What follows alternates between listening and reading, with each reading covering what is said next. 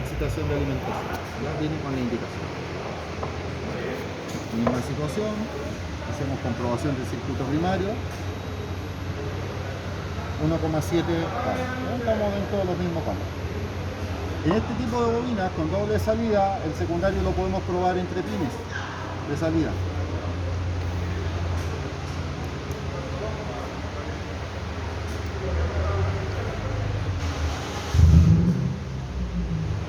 Y aquí tenemos una diferencia, porque este tipo de bobinas en ese rango funcionan bien.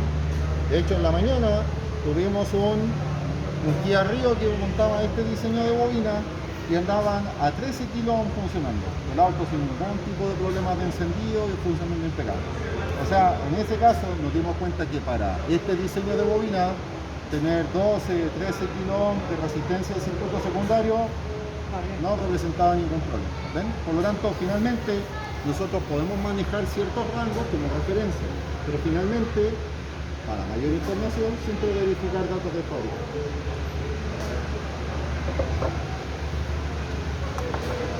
Lo que tenemos hoy en día está más orientado en esto. Esto es lo que tenemos hoy. Y dentro de esta línea, recordemos que teníamos las bobinas de 2, 3 y hasta 4 pines. Esta bobina, por ejemplo, es de 3 pines, esta viene con módulo incorporado. Hacer una comprobación en esta bobina es más complejo. Para esto normalmente se requiere simulador. Yo no puedo contar los pines. Ya. Entonces esta sería de la bobina de 3 pines. Ya esta vendría con módulo incorporado. Esta es una bobina de 2 pines. Esta sería así. El Prius, se lo llevaron. Pero el Prius, esa línea de Toyota, hoy en día trabaja con la tecnología IGF, que es la de 4 pines. Y eso en caso de tener una falla, como no hay retorno de la activación del módulo, el módulo no le informa a la unidad de control, inmediatamente tenemos código de falla. ¿Ya? O sea, tenemos el retorno de la información encendida. Y así nosotros podemos saber exactamente qué cilindro está presentando problemas. ¿Ya? En estos tipos de bobina hay que ser un poco adivino, porque los autos pueden generar, o sea, las unidades de control pueden generar códigos, ya que andan de la línea de los códigos P0 o 300, ¿ya? Y normalmente se asocian a problemas de combustión, pero no nos dice qué cilindro es. Normalmente se asocia por problemas de detonación o problemas de compensación de cilindros, sensores que se encargan de informar que en este caso hay una descompensación por cilindro y eso normalmente genera un código de falla, ¿ya? Pero no se sabe exactamente qué cilindro hay. Normalmente se asocia como códigos de problemas de combustión. En Peugeot, por ejemplo, aparecía ese tipo de código en bobina de 2 pines. Aparecía como fallas sucesivas de combustión. P0300, era justamente el código. Problemas de fallas sucesivas de combustión. Pero no decía qué cilindro. Decía en diversos cilindros. Y yo me acuerdo en uno que era la bobina 3. Y en ese caso, con el escáner se podía hacer la activación de la bobina escuchando la chispita. En ese caso, las mismas funciones de escáner en el vehículo me permitía, ¿cierto?, hacer un diagnóstico de actuador, o sea, encender a la bobina y que la bobina generara arco eléctrico. Bueno, ahí daban una indicación, que no hacer pruebas de inyección primero, porque en ese caso, en ese modelo, se podía probar inyección, hacer que el inyector tirara benzina. Y decían, primero haga pruebas de encendido sobre el cilindro y después de inyección. Porque si queda benzina en la cámara, va a explotar. Sí. De hecho, en un cilindro quedaba un poco de benzina y hizo un fletazo. Ya, hizo un pequeño golpe. Estas bobinas nosotros sí las podemos probar. Tal como lo hicimos con las anteriores. Comprobamos circuito primario. Lo llevamos a la escala de 200 ohms. Entre los 2 pines, comprobación de circuito primario. ¿Ya? 1,3 ohms. ¿Se dan cuenta que los rangos andan bastante cercanos? Ya. Ahora, la comprobación del circuito primario, la comprobación del circuito secundario, cambiamos la escala, nos vamos a la escala de los 20 kilo ohms, fijamos el positivo acá y el negativo en el otro extremo. 7,5 kilo ohms. O sea, encontramos dentro de los rangos mencionados. Ahí tenemos 7,52 kilos. Estaríamos dentro de los rangos conversar. Profe, igual ya un rango mínimo para poder cambiarla, saber que está malo el componente. Normalmente las bobinas cuando están en situación de falla no marcan valores, Ah, ya. se aíslan, se cortan la alimentación. Eso es lo que recurrentemente ocurre.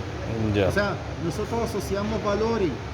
Podría ponerse una bobina más resistiva, sobre todo por temperatura, pero normalmente lo que podría ocurrir es que no haya medición, no haya un valor asociado. Y eso te indica inmediatamente hasta el circuito primario en corte, cortado, aislado, el circuito secundario ahí. Y en la parte opuesta, por ejemplo, ¿puede marcar mucho más valor de lo que corresponde? Esté resistiva. Ya. Sí, podría ocurrir que un circuito que se vuelva resistivo. Pero normalmente está intervenido el circuito, está bien, se cortó. Ujú. Se cortó. Eso es lo que más comúnmente ocurre. Entonces, si bien nosotros manejamos valores, finalmente ocurre eso. O sea, muy rara vez podríamos tener una salida de rango. ¿Ocurre? Sí, ocurre. Pero más bien nos encontramos con situaciones de aislación. O sea, no hay circuito. Ya, eso pasa con toda la línea de las bobinas. Con los cables de bujía, vamos a irnos a los cables. Con los cables de bujía, si bien ya tenemos claro que con estos tipos de bobinas, con las bobinas COP, los cables de bujía desaparecieron, pero todavía abrimos el capó de algunos vehículos de generación actual y aparecen cables de bujía. Entonces, por eso es importante también tener claro qué pasa con los valores. A nosotros nos indican, sí, General Motors sigue trabajando con cables de bujía. De hecho, me llama la atención que hayan motores de General Motors que se hayan renovado tan poco.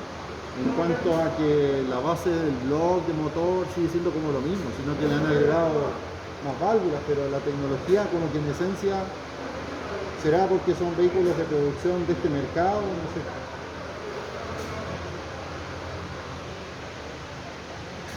$25 kilómetros. ¿Ya? 25 kilómetros. Hay una regla como bien genérica que nos dice que un cable de bujía debiese tener algo de 15 kilómetros por metro de longitud. 15 kilómetros por metro de longitud. Yo sabía que eran 10. Pues. Claro, si andan por ahí lo rompen. Acá se maneja un valor como de 15 kilómetros, pero también es variable. ¿Y por qué es variable? Por ejemplo, en FK, lo que ellos proponen para sus líneas de cables son otros valores. Por eso yo tengo este manual acá para que lo vean. Por eso hay que tener cierta Flexibilidad. Hay que tener cierta flexibilidad en lo que pasa con eso. Por ejemplo, NGK, en su línea de cables del servicio, ahí más ratito le pueden sacar fotos con manuales, aunque hoy en día ustedes se meten en la página de NGK de Brasil y los pueden descargar. Entonces ahí tienen las tablas de equivalencia, las aperturas del electrodo y todos los cuidados que hay que tener con las bujías. Lo pueden descargar y lo pueden poner en sus casas. ¿Ya? Por ejemplo, NGK trabaja dos líneas de cables, que está pensado principalmente en líneas de vehículos de producción sudamericana. ¿Ya? Ellos hablan de un terminal resistivo de tipo ST, que cuando hablamos del terminal, nosotros vulgarmente a esto le decimos la cachimba canchina. ¿Ya? Pero esto es un terminal. ¿Ya? Y ellos hablan de que en la producción de esos cables tienen un terminal que viene con resistencia incorporada. ¿Ya? Y si es el tipo de terminal resistivo del tipo ST, ellos hablan de que el cable de bujía tiene entre 4 y 8 kilómetros. Entonces ahí nos damos cuenta que el rango es más bajito. ¿Ya? Y el cable de la bobina tiene entre 1 y 3 kilómetros. ¿Ya? Esos son los valores de resistencia que maneja NGK para la producción de estos cables. ¿Ya? Más abajo nos dicen que el terminal, el cable de tipo resistivo, que el cable posee una resistencia interna, ¿ya? Del tipo SC, maneja un valor de 7,5 kilo más o menos 40%. Más o menos 40%. O sea, nos dan un gran rango para poder tener el valor de medición. La verdad que un cable se vuelva resistivo es menos probable a la situación de que un cable se corte. Eso es lo más común que ocurre en un cable bujía. Este cable, por ejemplo, está muy resistivo, que tiene como 26 kilómetros. Este cable está muy resistivo. Y este cable nosotros lo cambiamos aquí, en el taller. Era de una impresa Aura. Y el auto tenía el problema de que durante la fase de aceleración hacía corte, había pérdida de chispa, fallaba durante la fase de aceleración. Y, Rateaba. ¿ah? Rateaba. Durante la aceleración había falla. Y en este caso era justamente por el cable búsqueda. Los cables de un banco que se llevaba una bobina de este tipo, pero era una bobina desfasada, que apareció ese motor, esa serie de motores J en esa familia y venía con la bobina acá. Entonces los cables no tenían igualdad de largo y estos eran los del banco A. Y los de este lado, justamente mirando de frente el auto, los de este lado fueron los que fallaron los dos cilindros. Y uno de estos es este. Y este estaba más resistivo que el otro. Y esta bujía, al revisarla, justamente tenía más asentamientos de carbonilla y tenía un color más vivo, más pastoso. Eso a nosotros nos indicaba rápidamente de que este cilindro, en este cable, había tenido problemas de combustión. Entonces ahí nos ayudó rápidamente a la línea de diagnóstico de que este cable era el que tenía problemas. ¿Ya? Lo importante, chiquillos, que a la larga, vuelvo a repetir, finalmente nosotros manejamos valores de referencia, pero finalmente lo que nosotros buscamos es determinar si está aislado o no. Cuando hagamos la prueba en un cable de bujía, es que durante la prueba tengamos la posibilidad de mover el cable. Obviamente, si nosotros estamos seguros de que el terminal ya lo tenemos bien fijo y obviamente no estamos tocando con los dedos, durante la prueba, si nosotros hacemos algún movimiento de este tipo, bueno, ahí puede haber sido porque se me corrió la punta de ella, pero si ocurre eso y nosotros estamos seguros de que las puntas de prueba están en su lugar y al hacer ese movimiento aparece el número 1 o en los otros testers que aparece la indicación OL, el cable está cortado. Y eso inmediatamente nos da a entender que el cable hay que cambiar. ¿Ya? Eso es lo que ocurre. Por último, en componentes ya directamente de encendido, las tapas. Y las tapas también dan problemas. ¿Por qué? Porque el rotor, que es el elemento que funciona con la tapa, no puede ir generando un golpe directo con las puntas de contacto, sino que llevan cierta separación. Y esa separación también trae por consecuencia la formación de arco eléctrico. Y eso de alguna forma va también generando acumulación de partículas de material. Se genera acumulación de desarrollo y desgaste. Por lo tanto, este es un elemento que también puede fallar. Por otra parte, el rotor en su giro hace contacto con ese carboncito que tenemos en el centro, que es el que viene con la alimentación, ¿cierto?, de la bobina. Entonces, al tener desgaste de este carbón, también podemos tener problemas de alimentación. O sea, volvemos al mismo punto, que estos elementos, mientras más cosas fuéramos colocando en el camino, más riesgos teníamos de que el sistema de encendido estuviese fallando en el tiempo. Acá nosotros también medimos en resistencia y algunas tapas ofrecen valores de resistencia indicadas por fabricante. Pero básicamente en una tapa nosotros nos vamos a concentrar también en medir si el circuito está vivo o no. ¿Ya? Si hay continuidad o no hay continuidad. ¿Ya? Aquí tenemos continuidad.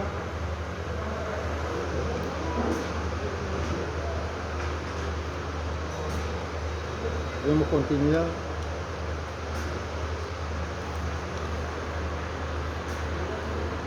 Acá lo mismo.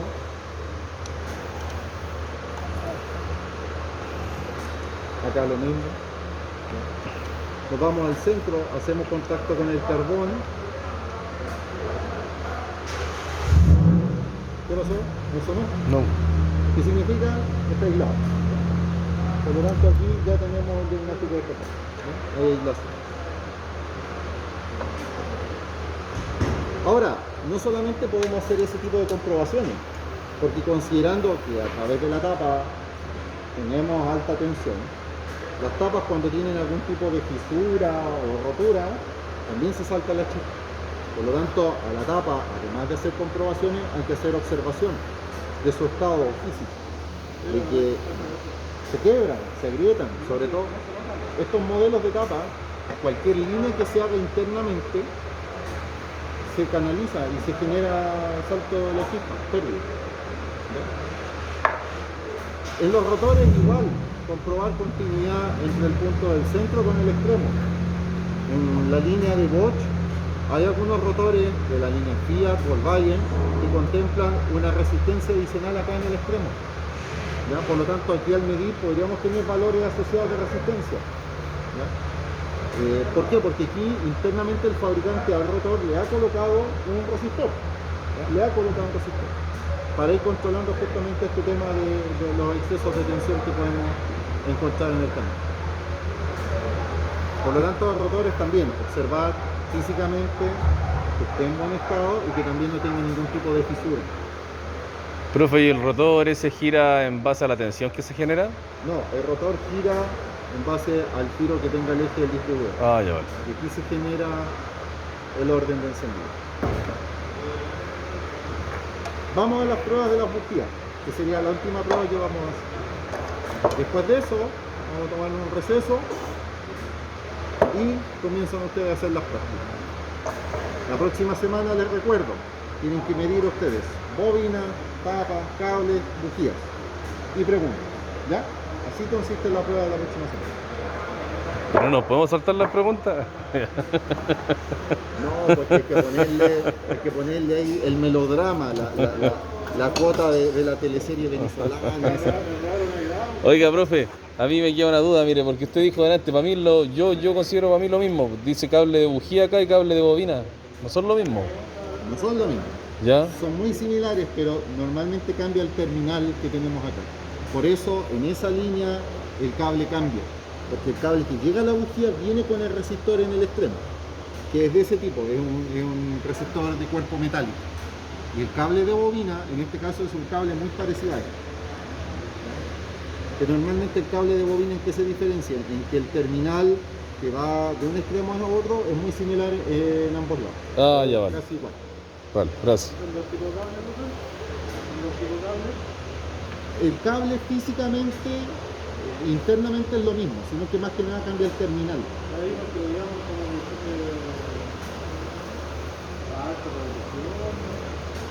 Sí, hay cables de alta performance y que básicamente el cable de alta performance cambia el espesor.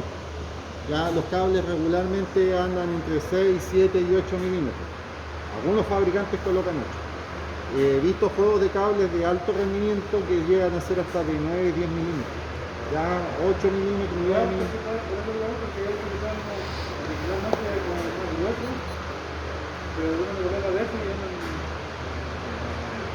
Sí, porque también hay que ver la calidad de la marca.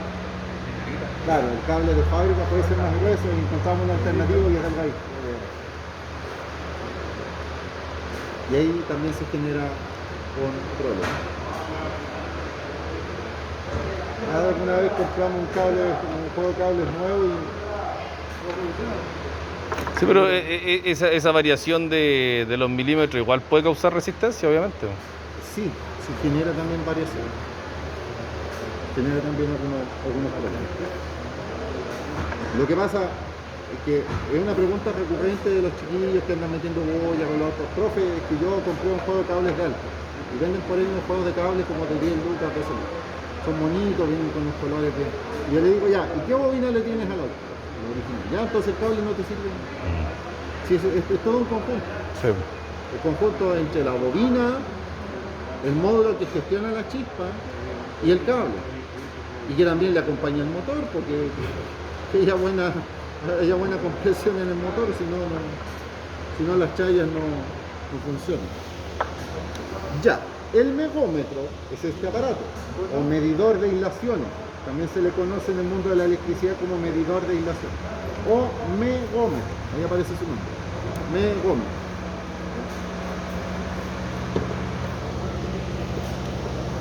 Con el megómetro nosotros vamos a comprobar la hilación de la bujía entre el electrodo y el casquillo.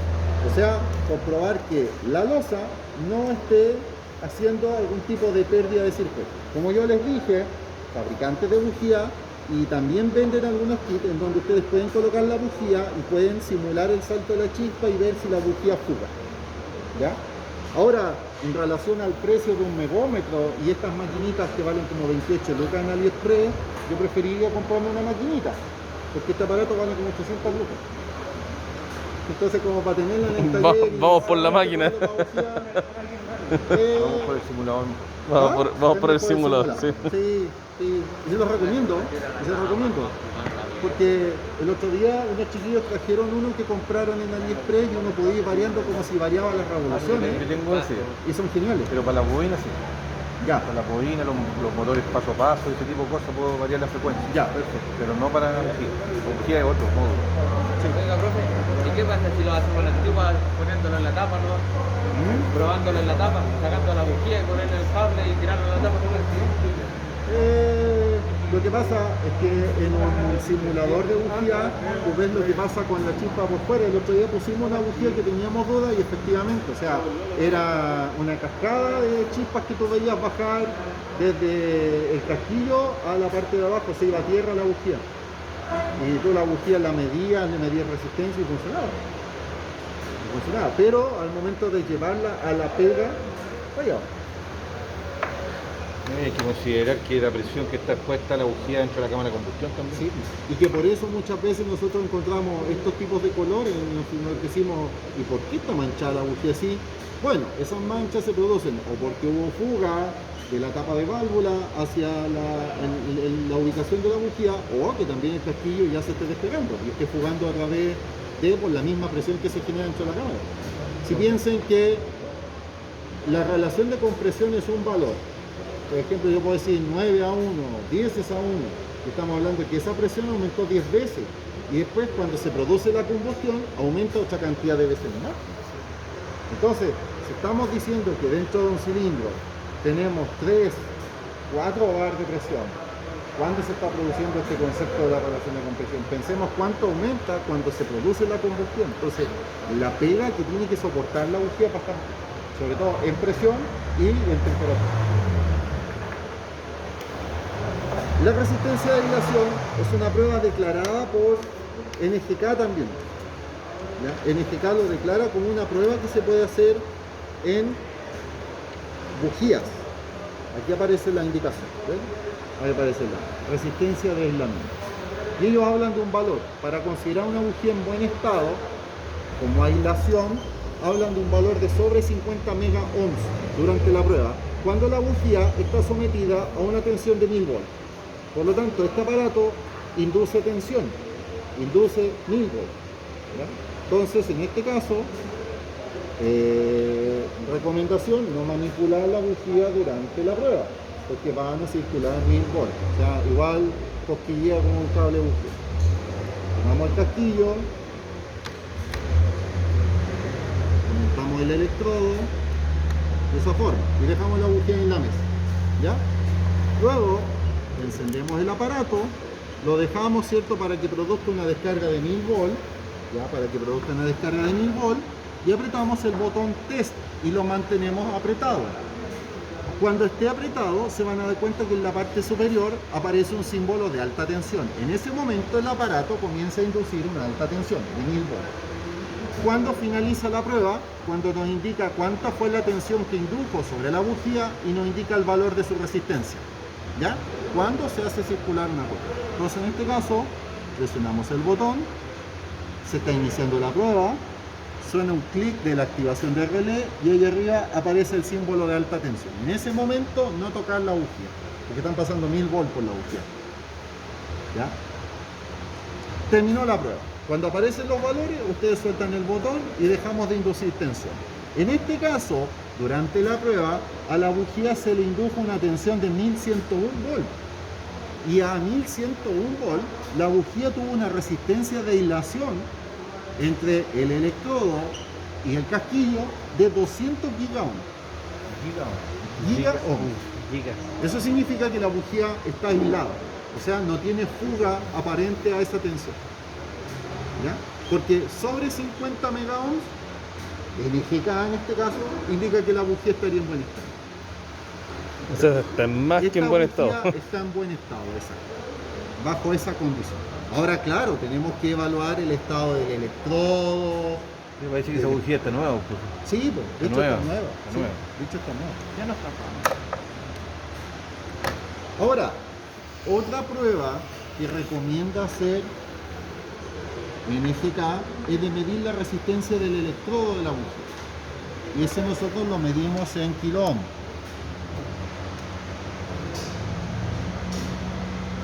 Entre extremo y extremo, ¿cierto? La prolongación nos indica que la bujía debe tener entre 3 y 7,5 kiloohm de resistencia. Mientras no se mueva, ¿cierto? Ahí. O sea, la bujía estaría dentro de su rango. ¿Ya? En la mañana nos tocó, ¿cierto?, que un chiquillo entró a su auto y me dijo, profe, mi auto bujea y falla. Está con mucho olor a benzina. Está irregular la marcha. Saquemos la bujía, sometámosla al megómetro, nos dio 200 gigaohm la bujía, dio como 100 megaohm, una cosa así, y cuando le medimos resistencia, no había resistencia, estaba aislado. Entonces pudimos descartar que era la bujía el problema de eso. ¿Se pasaría lo mismo que en el otro? ¿Arrojaría como el 1? Claro, estaría trabajando irregular, de hecho estaba trabajando irregular un siglo. Y No, ahí pero- vino la gran pregunta. pero en cuanto a los valores, 50 profe. kilómetros no le cambiaba bujía. Profe, hace como 20.000 kilómetros. Pero los valores no aparece nada en la pantalla. O sea, nosotros tenemos valores de resistencia. En este caso apareció nada. Ah, ya. O sea, Claro. había una aislación en el electrodo. Eso es lo que quería llegar. Consultas, dudas.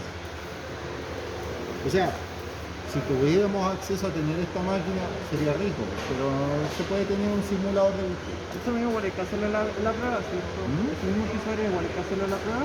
Sí, sí, por eso. Ahora viene la práctica. Ustedes toman componentes, hacemos comprobación y revisamos. Y otra consulta, ¿el megómetro sirve solamente para la bujía o para O otros sea, componentes? O sea, podemos hacer otras comprobaciones. Me imagino. Como voltímetro. ¿Ah? Como voltímetro. De hecho, claro, funciona como. Es un tester, pero es un tester un poquito más pro. Ujú. Porque también yo puedo medir voltaje, resistencia, en kilómetros. Ah, ya, perfecto. Megómetro, ¿está diciendo? Claro, puedo hacer otras pruebas, pero además puedo inducir tensiones. Ya, pero además puedo inducir tensiones. ¿Ya? Vamos a un receso, chiquillos.